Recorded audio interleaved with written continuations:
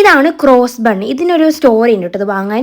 കാരണം എന്താണെന്ന് വെച്ചാൽ ഞാൻ ഷോപ്പിൽ പോയപ്പോൾ ഒരുപാട് പേര് ഇത് വാങ്ങാൻ വേണ്ടി നിൽക്കുന്നത് ഞാൻ അങ്ങനെയാണ് ഈ ക്രോസ് ബൺ എടുത്തത്. എന്തായാലും ഇത്രയും ആൾക്കാരൊക്കെ വാങ്ങുന്നുണ്ടെങ്കിൽ അതിന് എന്തെങ്കിലും ഒരു ടേസ്റ്റിന് വ്യത്യാസമോ നല്ല ടേസ്റ്റ് കൂടുതലോ അങ്ങനെ എന്തെങ്കിലും ഒരു സ്പെഷ്യൽ ഉള്ളതുകൊണ്ടാണല്ലോ ഇത്രയും ആൾക്കാർ എന്തായാലും വാങ്ങാൻ നിൽക്കുന്നത്. ഞാൻ അങ്ങനെയാണ് ഇത് വാങ്ങിയത് കേട്ടോ. ഹോട്ട് ക്രോസ് ബൺ എന്നാണ് കേട്ടോ പറയുന്നത്. ഞാനിത് ശരിക്കും കഴിച്ചത് അത് ഡയറക്റ്റായിട്ട് അങ്ങനെ തന്നെ എടുത്തിട്ടാണ്. പക്ഷേ ഇതൊന്നും കൂടി ചെറുതായിട്ട് ചൂടാക്കിയിട്ട് കഴിക്കുകയാണെങ്കിൽ ബണ്ണ് കുറച്ചും കൂടി സോഫ്റ്റുമാണ്, ടേസ്റ്റിയാണ് കേട്ടോ. പിന്നെ ഇത് കാണാൻ വെറൈറ്റി ആയിട്ടുണ്ടായിരുന്നു. സാധാരണ ബണ്ണിനേക്കാളും ഒരു വെറൈറ്റി ലുക്ക്. ഇതിൻ്റെ മുകളിൽ ഒരു ക്രോസ് ആയിട്ട് ഇത് കൊടുത്തിട്ടുണ്ട്. അതുകൊണ്ട് തന്നെയായിരിക്കും ഇത് ക്രോസ് ബണ്ണ് എന്ന് പറഞ്ഞത്. എന്തായാലും ഞാനിത് ടേസ്റ്റ് ചെയ്ത് നോക്കാൻ വേണ്ടി പോവുകയാണ്.